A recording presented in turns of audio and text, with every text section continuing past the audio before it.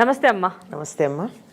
అమ్మ, ఆడవాళ్ళ గురించి మనం మాట్లాడుకుంటే ముఖ్యంగా ఆడవాళ్ళు ఎక్కువ టైం గడిపేది వంటగదిలో. అయితే వంటగదిలో కూడా కొన్ని చిన్న చిన్న తప్పులు జరుగుతూ ఉంటాయి. అలాంటి తప్పులు జరిగినప్పుడు లక్ష్మీదేవి రాదు అని చెప్పేసి అంటూ ఉంటారు. ఆ తప్పులేంటి? ఎలాంటి తప్పులు చేయడం వల్ల లక్ష్మీదేవి రాదు? ఇక్కడ సంగతి చెప్పాలమ్మా. వంటగదిలో ఆడవాళ్ళు ఉంటారు అన్నది ఒకప్పటి మాట. ఇప్పుడు వంటగదిలో మగవాళ్ళు కూడా ఉన్నారు, ఒకటి. రెండోది, ఆ తప్పు ఆడవాళ్లే కాదు మగవాళ్ళు చేసినా తప్పే. కనుక వంటగదిలో చెయ్యకూడని తప్పులేమిటి అన్నది మనం చెప్పుకోవాలి. అయితే ఎక్కువ సామ్రాజ్యం ఆడవాళ్ళదే కనుక అది దానికి వాళ్ళకి చెప్పారు. చిత్రం ఏమిటంటే ఉద్యోగం చేస్తే కూడా వంటగది ఆడవాళ్ళదే. అది అవునమ్మా, అదే కదా. సరే, మొత్తానికి ఈ సామ్రాజ్యం మీద ఆధిపత్యం ఆడవాళ్ళు వదులుకోలేకపోతున్నారో లేకపోతే అక్కడికి వచ్చి తమ పెత్తనం చేయడం చేత కాకపోయిందో మగవాళ్ళకి తెలియదు కానీ ఇంకా అక్కడ మిగిలిపోయింది. ఆ ఒక్క చోటుని మాత్రం మగవాళ్ళు ఆడవాళ్ళకి వదిలేశారమ్మా. వదిలేశారంటే ఎందుకు? చేతకాక వదిలేశారా? వీళ్ళు వదిలిపెట్టలేదా? రెండు ఆలోచిద్దాం. అవును, సరే వదిలేసేయండి ఆ విషయం. మొత్తానికి అది ఆడవాళ్ళ సామ్రాజ్యంగా, అసలు వంటిల్లే కదమ్మా, ఇల్లంతా కూడా ఆడవాళ్ళ సామ్రాజ్యమే, అందులో అనుమానం లేదు. ఎందుకంటే గృహిణి అన్నారే కానీ గృహుడు మొదలైన పదాలు ఏం లేవు మనకి కదా.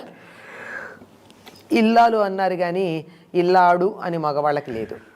ఇంటికి సంబంధించి ఎప్పుడు కూడా ఆడవాళ్ళతోనే దానికి ప్రమేయం వస్తుంది.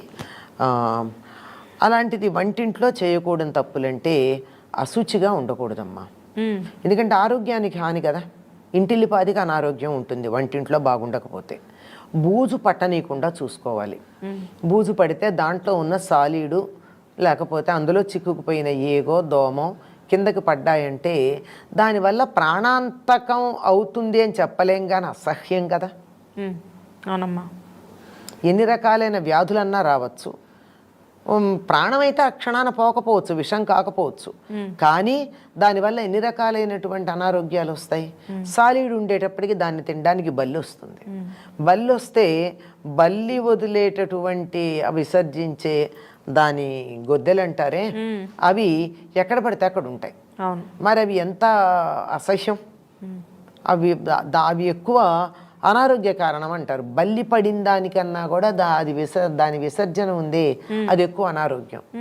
కనుక బల్లులు రాకుండా ఉండాలి అన్నా ముందర సాలీళ్ళు లేకుండా ఇల్లంతా శుభ్రంగా ఉండేది చూడాలి. ఎప్పుడైతే శుభ్రంగా ఉందో ఈగలు దోమలు రాకపోతే సాలీళ్ళు ఉండవు.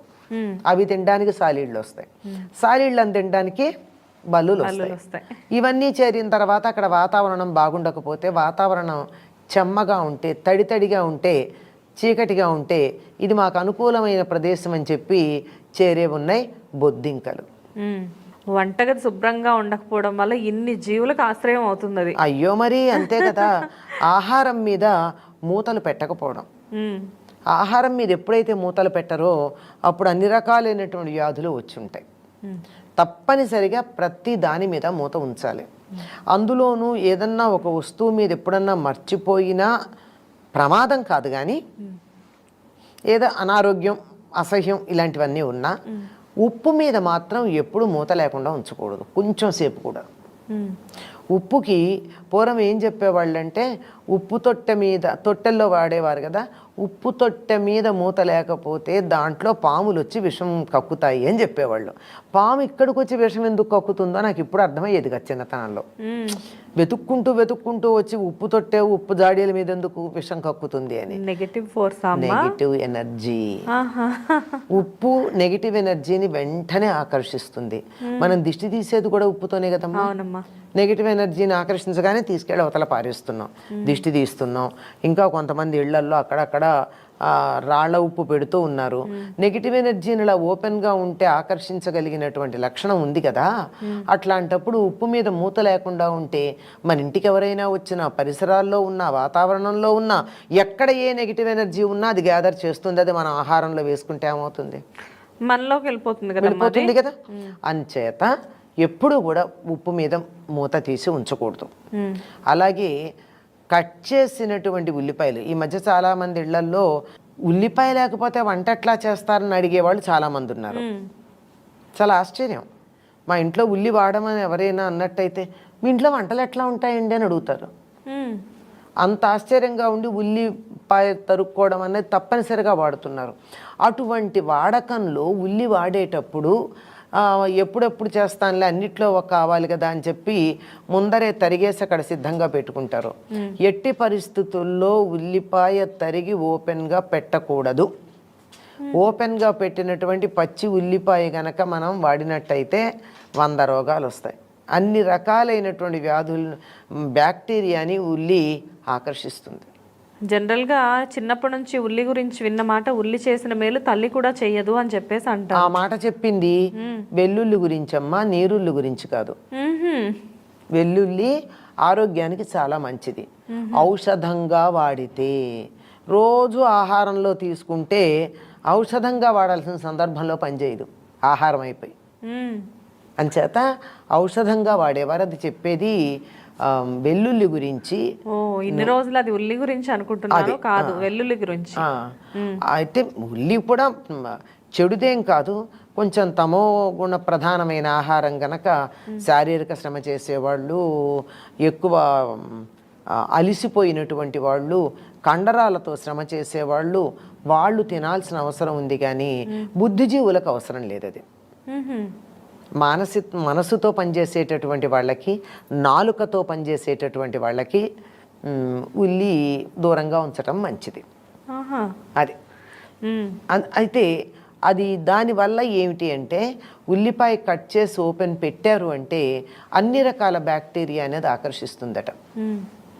దీనికి ఈ మధ్యకాలంలో మనకు పూర్వులు చెబితే ఆ ఉల్లిపాయ అలా తరిగి ఉంచకూడదు అని చెప్తే మనం నమ్మల. ఈ మధ్యలో డెంగ్యూ వ్యాధి చాలా బాగా ఉన్నటువంటి సమయంలో కొంతమందికి రాలేదు, అందరికీ వచ్చిన ఏమిటి అంటే, వీళ్ళు ఉల్లిపాయలు ఉన్నటువంటి గదిలో పడుకునేవాళ్ళట, ఉల్లిపాయ ఉన్న బస్తాలు ఉన్న గదిలో.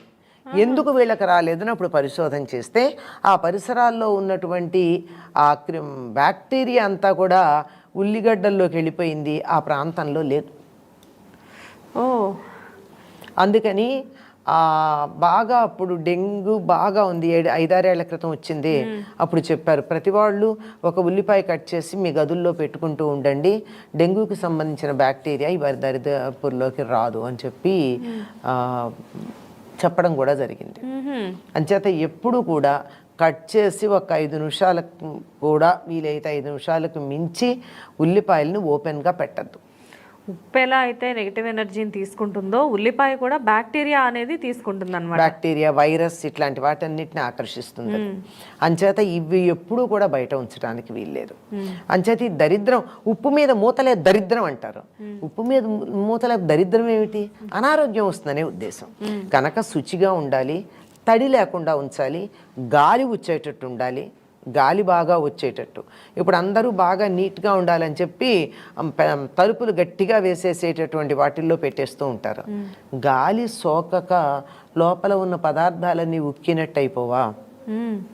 అందులో అనేక రకాలైనటువంటి జీవులు బతుకుతూ ఉండవా? చీమలు, దోమలు, ఇలాంటి రకరకాల చిన్న చిన్న పురుగులు, సిల్వర్ ఫిష్ లాంటివి, ఇవన్నీ అక్కడ లోపల వస్తాయి. కనుక గాలి వెలుగు బాగా పారేట్టు ఉండాలి.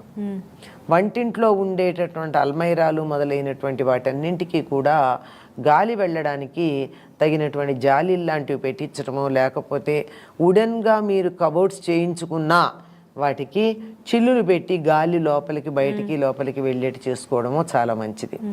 అంతేకాదమ్మా, ఎప్పుడు కూడా కిచెన్లో ఒక్కటైనా కిటికీ తలుపు తెరిచి ఉండాలి, వెంటిలేటర్ ఉంటే మంచిది. బై మిస్టేక్ గ్యాస్ ఏదన్నా లీక్ అయినా వెంటనే ప్రమాదం కాకుండా ఉంటుంది.